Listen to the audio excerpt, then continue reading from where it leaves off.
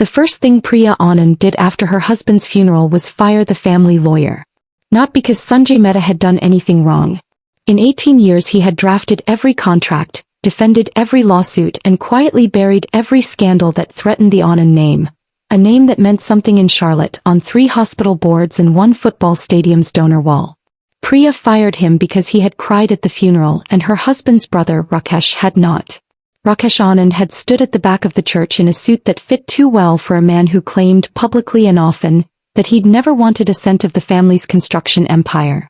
He'd built his own name, Anand Civic Partners, a non-profit consultancy that helped small cities apply for federal infrastructure grants. Noble work. Humble work. The kind of work that made people at charity galas say with real warmth, "Rakesh is the good one." Priya had believed that for 11 years.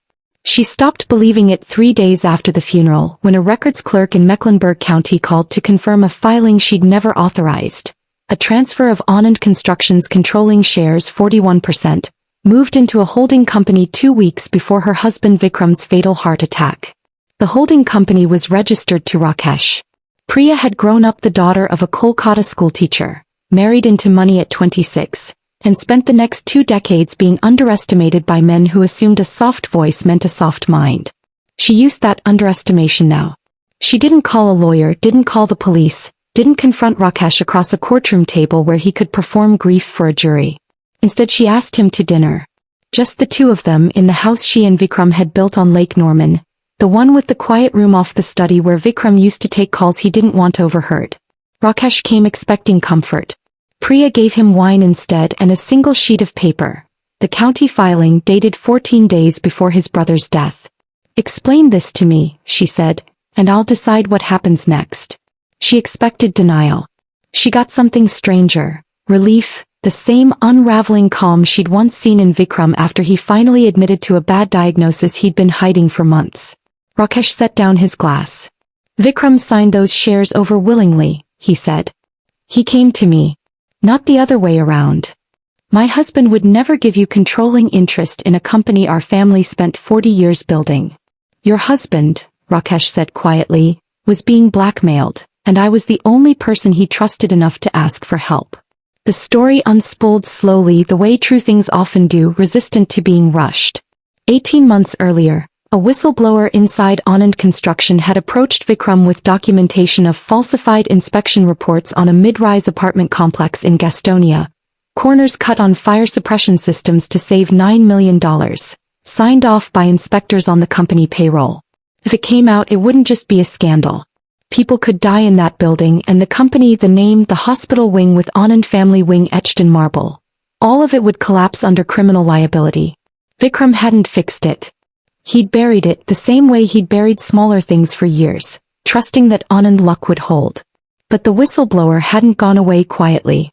He'd started demanding money. First modest, then not, then finally a number large enough that paying it would have required liquidating assets in a way that would attract exactly the scrutiny Vikram was trying to avoid. Rakesh had found out by accident, stumbling onto wire transfers while helping Vikram with an unrelated grant application. And instead of walking away, instead of doing what would have been easiest, letting his brother's empire burn while his own nonprofit stayed clean, he'd gone to Vikram with a plan. Move controlling interest into a holding company under Rakesh's name, quietly structured so that Rakesh, untainted, respected, a nonprofit do-gooder with no history of construction violations, could legally authorize an emergency retrofit of the Gastonia building without triggering the criminal disclosure that would come from Vikram doing it under the Anand Construction name. Rakesh would take the operational risk. Rakesh would take the blame if it ever surfaced. Vikram would keep the appearance of a clean company while the real one underneath got fixed. "He had a heart attack 2 weeks after we signed the transfer," Rakesh said. "Before the retrofit even started. And now I'm sitting on 41% of a company I never wanted, holding a secret that could destroy what's left of your family, and everyone at that funeral thinks I finally got what I always secretly wanted." Priya sat very still. "Show me the retrofit records." He did. 6 months of quiet, unglamorous work. Engineers, permits, a fire suppression overhaul completed 11 weeks ago, paid for out of Rakesh's own non-profit reserves because pulling it from Anand Construction's books would have raised the very questions he was trying to avoid. He'd spent nearly $4 million of his own organization's money, jeopardizing the nonprofit that bore his own clean name, to fix a building his brother had let rot for profit. "You could have let it burn," Priya said. "Literally. You could have let the building stand exactly as it was and no one would have known until it was too late for you to be blamed." "I thought about it," Rakesh admitted. "For about a day. Then I thought about the families in that building. And I thought about you finding out afterward that I knew and did nothing." This was the twist that took Priya's breath away, and not gently. The brother she had assumed was executing a hostile takeover of a grieving widow's inheritance had actually spent 6 months secretly saving lives and burning through his own money to protect a company, and a family name, that had never once thanked him for anything. But it wasn't the last twist. 2 weeks later, going through Vikram's private files in the quiet room, Priya found the whistleblower's original documentation, and a name she recognized instantly, because she'd hired the woman herself 6 years earlier as an inspector, back when Priya still sat on Anand Construction's ethics board before Vikram had quietly eased her off it.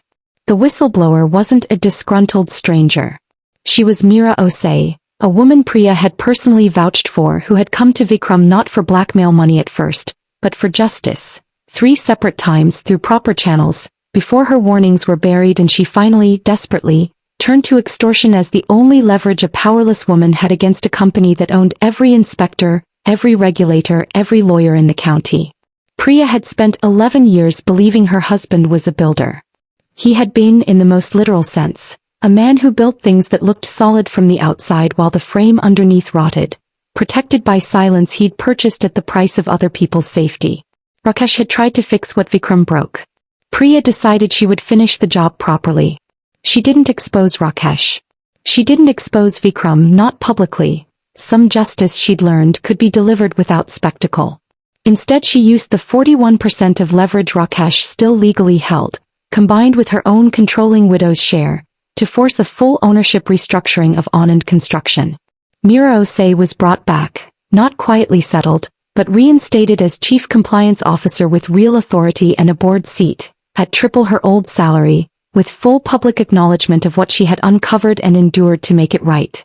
The Gastonia building's original falsified inspection records were turned over to state regulators, framed carefully as an internal audit finding rather than a criminal confession, enough to trigger real reform without triggering a prosecution that would have unraveled hundreds of jobs along with the guilty. The Anand family wing plaque at the hospital stayed. Priya insisted on that not out of vanity, but because she'd decided the name didn't belong to the man who'd almost let people die under it. It belonged to everyone who'd quietly held the structure up while he wasn't looking, to Rakesh, to Meera, and now finally to her. Rakesh kept nothing for himself. He folded his non-profit into the restructured company as an independent oversight arm, reporting directly to Priya, answerable to no one who might ask him to bury something again. At the 1-year anniversary of Vikram's death, Priya stood in the quiet room off the study, the room built for secrets, and had it demolished. Not symbolically. Literally. She had it torn out. The wall between the study and the hallway opened into one long window looking out over the lake, so that anyone standing in that house from that day forward could see straight through it, with nowhere left for anything to hide. The revenge in the end wasn't against Rakesh, who'd never deserved it. It wasn't even fully against Vikram, whose failures had at least been born of fear rather than malice. The real target had been the house itself, the architecture of silence her family had built over generations, room by quiet room, until an entire company's survival depended on nobody ever asking what was really underneath. Priya tore the last of those rooms down with her own signature, and for the first time in 11 years of marriage into a name meant to impress people, she finally understood what building something honest actually required. It required more than anything else the courage to let the light in.